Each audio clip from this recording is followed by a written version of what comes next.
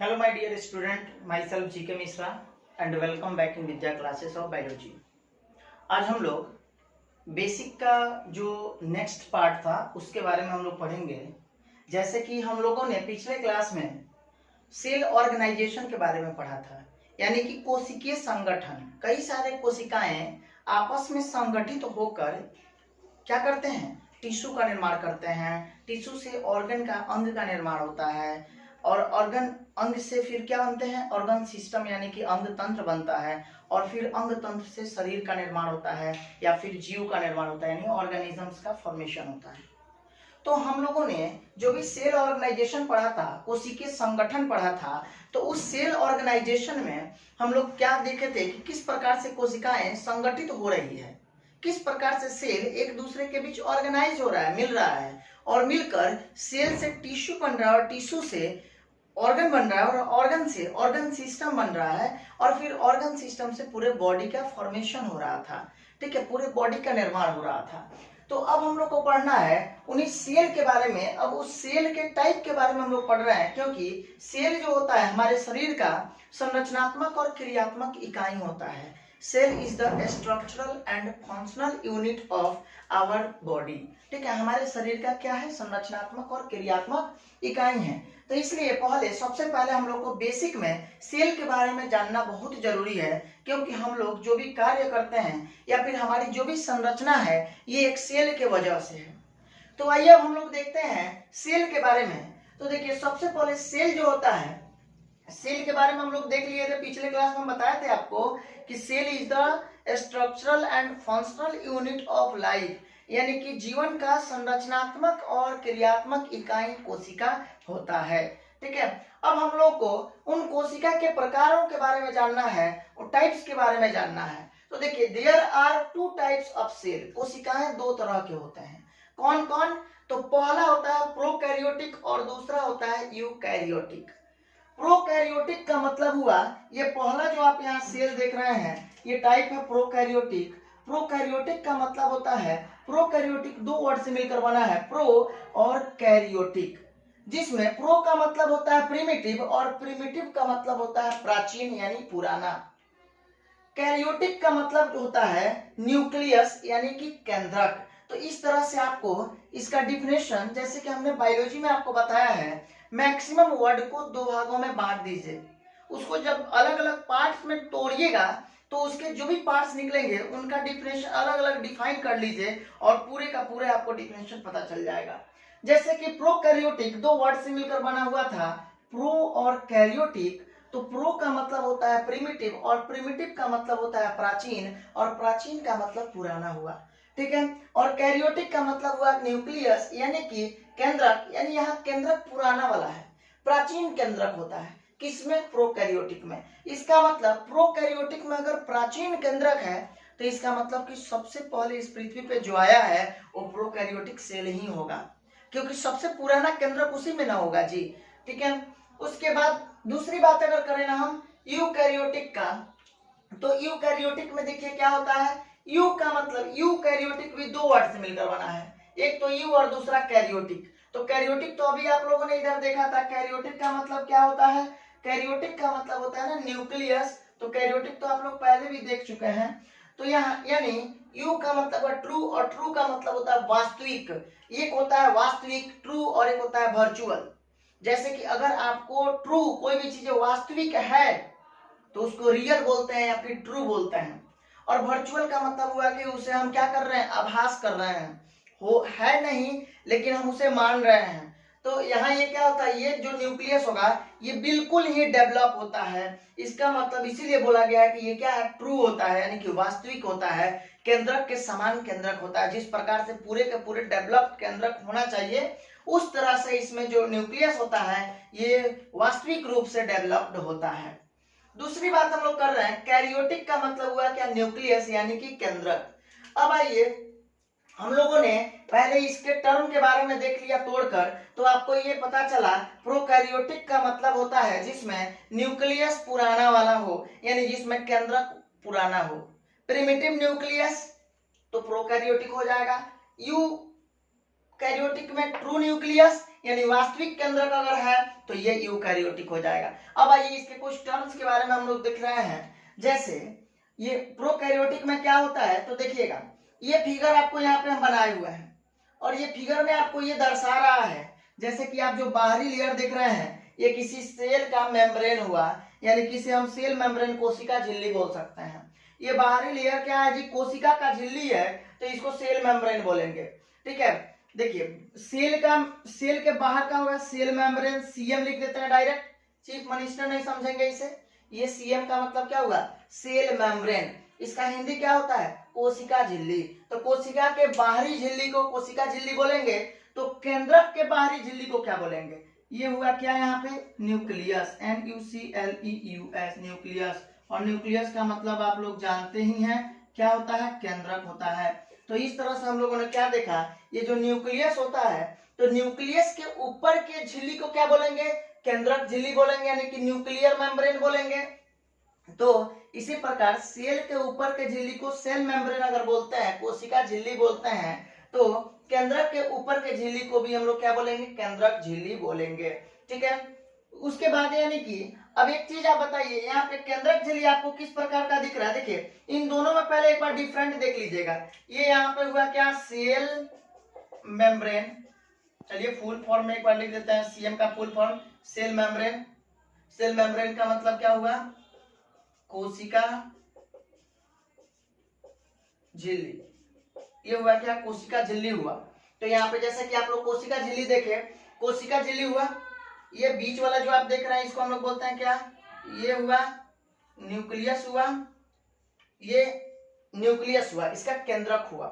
ठीक है, तो यहाँ पे हम लोगों ने क्या देखा, ये न्यूक्लियस को देखिए और इस न्यूक्लियस को देखिए। ये न्यूक्लियस आपको इससे, ये न्यूक्लियस ज्यादा ही डेवलप दिख रहा है आपको, कुछ ज्यादा ही पूर्ण रूप से विकसित है ये यहाँ न्यूक्लियस। लेकिन यहाँ का न्यूक्लियस आपको उतना डेवलप नहीं दिख रहा है, यानी कि पूर्ण रूप से विकसित नहीं दिख रहा है, मतलब कि ये प्राचीन वाला केंद्रक है, पुराना वाला न्यूक्लियस है। दूसरी बात अगर हम लोग करें तो यहाँ पे आप लोग जो न्यूक्लियस, अगर मान लीजिए कि न्यूक्लियस ही डेवलप यहाँ नहीं होगा तो उसके बाहरी जो मेम्ब्रेन होगा, न्यूक्लियर मेम्ब्रेन, ये भी डेवलप नहीं होगा। ठीक है, यानी कि इसका केंद्रक झिल्ली भी आप लोग देखिए किस प्रकार का है, तो न्यूक्लियर मेम्ब्रेन रूडिमेंट्री है, यानी कि टूटी फूटी अवस्था में है। कुछ टूटी फूटी अवस्था में आपको नजर आ रहा होगा, बिल्कुल इस तरह से टूटी फूटी अवस्था में आपको नजर आ रहा होगा। ठीक है, यानी कि केंद्रक झिल्ली कैसा है जी, टूटी फूटी अवस्था में, और उसमें केंद्रक भी जो है ये पूर्ण रूप से विकसित नहीं है। लेकिन इधर वाला जो केंद्रक झिल्ली है वो केंद्रक झिल्ली पूर्ण रूप से विकसित भी है, और उसमें जो न्यूक्लियस है, केंद्रक है, ये भी पूर्ण रूप से विकसित है। ठीक है, तो यानी कि इसका जो न्यूक्लियर मेम्ब्रेन होता है, इसीलिए बोल देते हैं इसमें, अगर न्यूक्लियर मेम्ब्रेन इसमें होगा, टूटी फूटी अवस्था में होगा, तो उसका कोई फंक्शन नहीं होता है, कोई कार्य नहीं होता है, तो इसलिए हम लोग मान लेते हैं कि केंद्रक झिल्ली इसमें क्या होता है, अनुपस्थित होता है। ठीक है, उसके बाद केंद्रक झिल्ली होगा तो कैसा होगा, रूडिमेंट्री होगा, यानी कि टूटी फूटी अवस्था में होगा, और इसमें न्यूक्लियस क्या होगा, प्रिमिटिव होगा, यानी कि प्राचीन तरीका का केंद्रक होगा। ये बात समझ में है, यानी कि इसका न्यूक्लियस, प्रोकैरियोटिक का न्यूक्लियस कैसा होता है, तो ये प्रिमिटिव होता है, मींस की प्राचीन होता है। ठीक है, अगली बात हम लोग करेंगे इधर न्यूक्लियर मेम्ब्रेन की, किसमें, यूकैरियोटिक में। तो यूकैरियोटिक में जो न्यूक्लियर मेम्ब्रेन होते हैं ये वेल डेवलप्ड होते हैं, यानी कि पूर्ण रूप से विकसित होते हैं। अभी हमने समझाया था आपको। इसका न्यूक्लियर मेम्ब्रेन कैसा होगा, तो न्यूक्लियर मेम्ब्रेन इसमें प्रेजेंट होता है और इधर अब्सेंट होता है। इधर अब्सेंट क्यों बोले, क्योंकि ये टूटी फूटी अवस्था में होती है इसलिए अब्सेंट होगा, और इधर में ये वेल डेवलप्ड होता है तो इसको हम लोग प्रेजेंट बोलते हैं। न्यूक्लियस इसका ट्रू होगा, और इधर में क्या था, प्रिमिटिव था, यानी कि प्राचीन था, और इसका वास्तविक होगा, यानी कि पूर्ण रूप से विकसित होता है न्यूक्लियस इसका। ठीक है, अब हम लोग इस प्रोकैरियोटिक और यूकैरियोटिक का एग्जाम्पल को समझेंगे। ठीक है, इसमें कौन कौन सा एग्जाम्पल होता है उसके बारे में हम लोग देखेंगे। तो देखिए सबसे पहले प्रोकैरियोटिक में अगर एग्जाम्पल की बात करें तो इसमें वैसे जीव आएंगे जिनका पृथ्वी पे सबसे पहले विकास हुआ है, तो तभी उन्हें को हम प्रोकैरियोटिक बोलेंगे, क्योंकि इस पृथ्वी पे जो सबसे पहला जो सेल आया था उसी में कोशिकाएं क्या होगी जी, उसमें कोशिकाएं पुरानी होगी, यानी कि सॉरी उनका जो न्यूक्लियस होगा पुराना होगा, उनका केंद्रक जो होगा प्रिमिटिव टाइप का न्यूक्लियस होगा। तो इसीलिए इस पृथ्वी पे सबसे पहले जो आया है वो होता है बैक्टीरिया।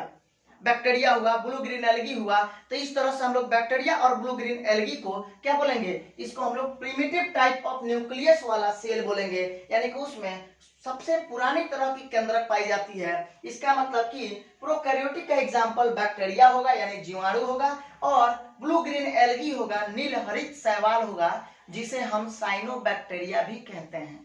ठीक है। और अगर यूकैरियोटिक में आएंगे तो जैसे मनुष्य हुआ, ह्यूमन, हम लोगों में किस प्रकार का सेल होता है, तो हम लोग का यूकैरियोटिक सेल होता है, प्रोकैरियोटिक हम लोग का नहीं होता है। ठीक है। फंजाई हुआ, एल्गी हुआ, प्लांट्स हुआ, ये सभी में यूकैरियोटिक टाइप का न्यूक्लियस होता है, तो हम उसे लिख लेते हैं एक बार। ठीक है। हाँ, तो अब हम लोग जैसे कि प्रोकैरियोटिक और यूकैरियोटिक के एग्जाम्पल को समझते हैं। ठीक है। तो प्रोकैरियोटिक जो होता है, इसका एग्जाम्पल की अगर बात करें तो सबसे पहले हम लोग ये जानते हैं कि प्रोकैरियोटिक का मतलब हुआ जिसमें कि पुराने तरह के केंद्रक होंगे, यानी कि इसका जो न्यूक्लियस होगा ये प्रिमिटिव होगा। तो बैक्टीरिया होता है, और दूसरा एग्जाम्पल है क्या, ब्लू ग्रीन एल्गी। याद रखिएगा क्या, बैक्टीरिया और ब्लू ग्रीन एल्गी। तो बैक्टीरिया का मतलब हुआ जीवाणु और ब्लू ग्रीन एल्गी का मतलब हुआ नीलहरित शैवाल। इसी का एक और नाम है क्या, साइनोबैक्टीरिया। इसे साइनोबैक्टीरिया भी कहा जाता है। ठीक है। तो आप यहाँ पे क्या देखें, बैक्टीरिया जो होता है ये फर्स्ट ओरिजिनेट ऑन अर्थ, यानी कि पृथ्वी पर सबसे पहले उत्पन्न हुआ था। ठीक है। ये फर्स्ट ओरिजिनेशन हुआ था इसका, किसका, बैक्टीरिया का, इस पृथ्वी पे सबसे पहले आया था। दूसरी बात, ब्लू ग्रीन एल्गी जो होता है, नीलहरित शैवाल, आपको नाम में क्या लग रहा है, ये शैवाल भी लग रहा है। और जबकि सर आप तो शैवाल को बताए हुए हैं, इधर में शैवाल क्या है, एक तरह का यूकैरियोटिक होता है। तो यहाँ पे यानी आपको ये नजर आ रहा है कि यहाँ भी शैवाल और इधर भी शैवाल, कैसे संभव है, यानी यूकैरियोटिक में तो शैवाल होता है यानी कि एल्गी होता है, लेकिन इधर भी आपने एल्गी को बोल दिया कि ये प्रोकैरियोटिक का एग्जांपल है, कैसे। तो अब देखिए एक चीज को समझिएगा, ब्लू ग्रीन एल्गी जो होता है इसका दूसरा नाम हुआ साइनोबैक्टीरिया, यानी कि इसे साइनोबैक्टीरिया भी कहा जाता है। ठीक है। It is connecting link between, अब सुनिएगा इस चीज को, ये जो साइनोबैक्टीरिया होता है ना, या फिर ब्लू ग्रीन एल्गी, यह आपको नाम में दोनों लग रहा है। देखिए एक तरह से आप क्या देखें तो यहाँ एल्गी भी है, और एक नाम में आपको बैक्टीरिया भी दिख रहा होगा, यानी कि ये एल्गी और बैक्टीरिया दोनों ग्रुप को शो कर रहा है। एक नाम से तो लग रहा है कि ये एल्गी है, और इसके दूसरे नाम से ये पता चल रहा है कि एक तरह का क्या है, बैक्टीरिया है। इसका मतलब ये हुआ, जब एल्गी और बैक्टीरिया दोनों की बात हो रही है, इसका मतलब कहीं ना कहीं ये बैक्टीरिया से और एल्गी के बीच का कनेक्टिंग लिंक होगा, यानी कि यह एक ऐसा स्ट्रक्चर है, यह एक ऐसा ऑर्गेनिज्म है जो किसी बैक्टीरिया और किसी एल्गी दोनों के कैरेक्टर को रखता है, यानी कि दोनों के गुण को अपने अंदर रखता है। तो हम लोग क्या बोलेंगे इसको, it is the connecting link between bacteria and algae, यानी कि यह जीवाणु और शैवाल के बीच का कड़ी है। कड़ी का मतलब हुआ, जो जैसे कि कोई सिक्कड़ होता है ना, तो उसमें एक दूसरे के बीच क्या होते हैं, जुड़े हुए होते हैं, उसी को कड़ी बोला जाता है, यानी कि लिंक बोला जाता है। उसी प्रकार ये बैक्टीरिया और एल्गी दोनों के बीच का कड़ी होता है, यानी कि दोनों को जोड़ने वाला होता है। तो इसका मतलब ये हुआ, जैसे कि आप लोग देखें यहाँ, ये ब्लू ग्रीन एल्गी और साइनोबैक्टीरिया दोनों क्या है, तो यानी कि बैक्टीरिया से ही एल्गी का निर्माण हुआ है, यानी बैक्टीरिया डेवलप होकर एल्गी बना है। ठीक है। इसका मतलब ये हुआ कि बैक्टीरिया से डायरेक्ट एल्गी नहीं बना है, कहने का मतलब यहाँ है कि इवोल्यूशन हुआ है। कहीं ना कहीं आपको ये नजर जरूर आ रहा है कि बैक्टीरिया तो हो गया इधर प्रोकैरियोटिक, और एल्गी हो गया क्या, यूकैरियोटिक, और दोनों के बीच का जो लिंक होता है, कनेक्टिंग लिंक, उसको हम लोग साइनोबैक्टीरिया बोलते हैं। यानी कि प्रोकैरियोटिक से ही यूकैरियोटिक का विकास हुआ है। इसका मतलब हम लोग बोल सकते हैं कि प्रोकैरियोटिक से ही यूकैरियोटिक का क्या हुआ है, इवोल्यूशन हुआ है। इवोल्यूशन का मतलब होता है विकास हुआ है। आया समझ में, यानी कि प्रोकैरियोटिक से ही यूकैरियोटिक का विकास हुआ है। तो सबसे पहले तो प्रोकैरियोटिक ही आया था, अब धीरे धीरे उससे डेवलप होकर यूकैरियोटिक का लक्षण भी आना चालू हो गया। ठीक है। तो इस तरह से हम लोग यहाँ क्या देखें कि बैक्टीरिया जो होता है, जीवाणु और शैवाल, इन दोनों के बीच का जो कड़ी होता है, मुख्य कड़ी जो उनको जोड़ता है, कनेक्टिंग लिंक होता है बैक्टीरिया और एल्गी के बीच का, ये साइनोबैक्टीरिया होता है। ठीक है। दूसरी तरफ हम लोग देख रहे हैं यूकैरियोटिक का एग्जांपल। आइए, तो यूकैरियोटिक में क्या क्या एग्जांपल होता है, तो इसमें एल्गी है, फिर से फंजाई है, एल्गी का मतलब हुआ शैवाल, और शैवाल जैसे कि आप लोग देखिएगा आगे हायर क्लास जब हम लोग नेक्स्ट क्लास में पढ़ेंगे तो वहां पे पता चलेगा। अभी तो हम लोग बेसिक पढ़ रहे हैं, जब चैप्टर पे आएंगे तो वहां पे हम लोग को पढ़ना है कि प्लांट जो होते हैं उनको 5 भागों में कैटेगराइज करते हैं, यानी कि प्लांट को 5 भागों में बांटा गया है। कौन कौन सा? एल्गी, ब्रायोफाइटस, टेरिडोफाइटस, जिम्नोस्पर्म और एंजियोस्पर्म। ये प्लांट का 5 भाग हुआ, यानी प्लांट को 5 पार्ट्स में बांटा गया है, अलग अलग 5 कैटेगरी में बांटा गया है। तो उसमें से एक एल्गी होता है जो कि लोअर क्लास ऑफ प्लांट होता है, यानी कि निम्न श्रेणी का पौधा होता है। अब ये जो हम लोग ये सब हायर क्लास में पढ़ना, अभी यह नहीं पढ़ना आपको, ये सिर्फ बेसिक पढ़ रहे हैं। जब हम लोग अपने चैप्टर पे जाएंगे तो वहां पे ये सारी चीजें हमको पढ़ने को मिलेगा। प्लांट किंगडम के अंतर्गत ये सब चीजें हम लोग पढ़ते हैं। हमारा चैप्टर जो प्लांट किंगडम है उसी में हमको मिलेगा ये पढ़ने को, ठीक है। तो चलिए, तो और एल्गी को आपने देखा होगा, जहां पानी गिरता है वहां पे हरे कलर का ये एक लेयर जम जाती है, जो जिसके ऊपर फिसलन होता है। पैर को रखने के बाद पैर क्या होता है? फिसलता है, इसका मतलब कि फिसलन होता है। तो उस प्लांट को हम लोग एल्गी के कैटेगरी में रखे हैं, यानी कि वो एल्गी होता है। एल्गी में और भी बहुत सारे अलग अलग तरह के पौधे होते हैं जो कि एक्वेटिक होते हैं, पानियों के जहां पानी बहता है उस जगह पे ये निकलते हैं, ठीक है।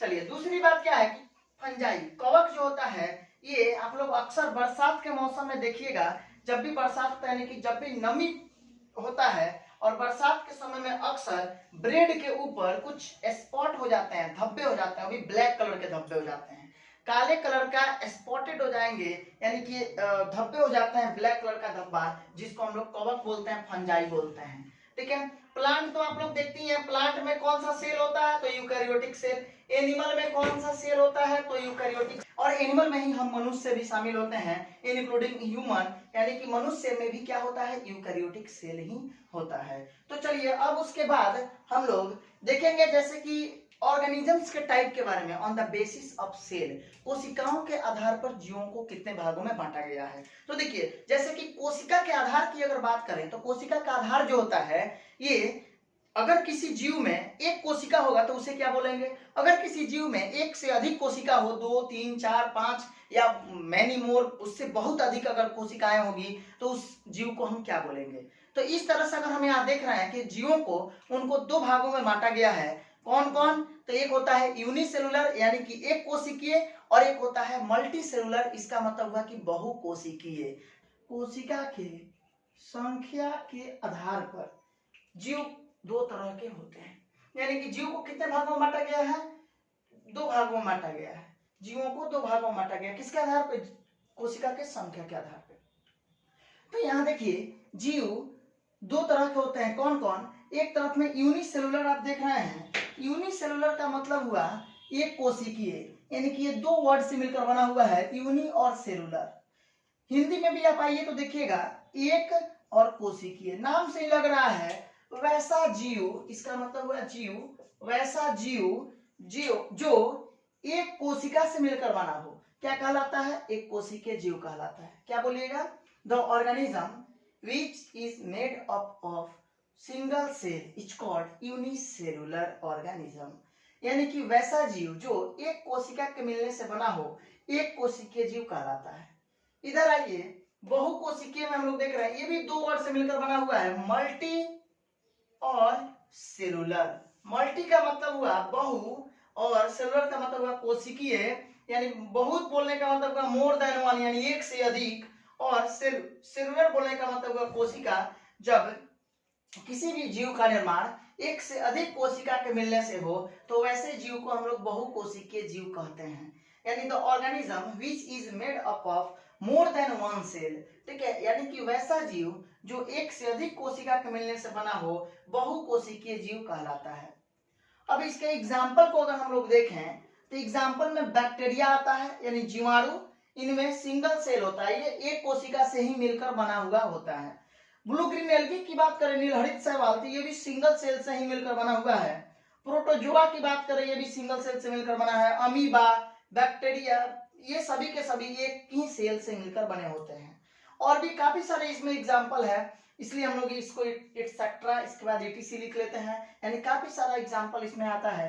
जैसे यूनिसेलुलर ऑर्गेनिज्म, उन्हें हम अपने खुले हुए आंखों से नहीं देख सकते हैं। बहुत सारे ऑर्गेनिजम्स हैं जिसका हम लोग नाम इतना लिख नहीं सकते हैं, लेकिन जो जैसे जैसे हम लोग आगे पढ़ते जाएंगे चैप्टर पे, वैसे वैसे यूनिसेलुलर ऑर्गेनिज्म को पहचानते जाएंगे।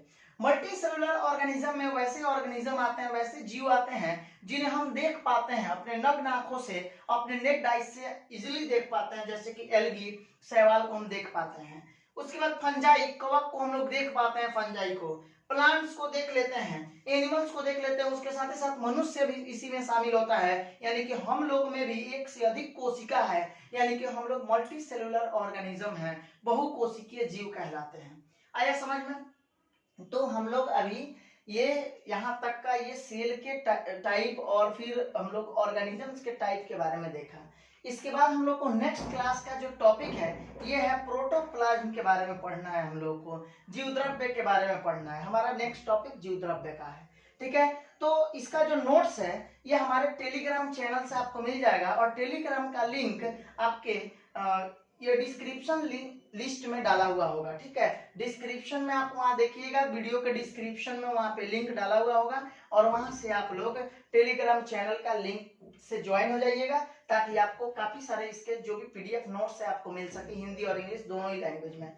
तो अगर आप हिंदी और इंग्लिश दोनों ही लैंग्वेज में बायोलॉजी को पढ़ना चाहते हैं तो उसके लिए आप इस वीडियो को अधिक से अधिक शेयर करिए, सब्सक्राइब करिए और लाइक करना नहीं भूलिए। हम लोग मिलते हैं नेक्स्ट क्लास में और नेक्स्ट टॉपिक के साथ, प्रोटोप्लाज्म के साथ। तब तक आप लोग प्रोटोप्लाज्म को एक बार सर्च करके पढ़ लीजिएगा, ठीक है। Okay, thank you very much.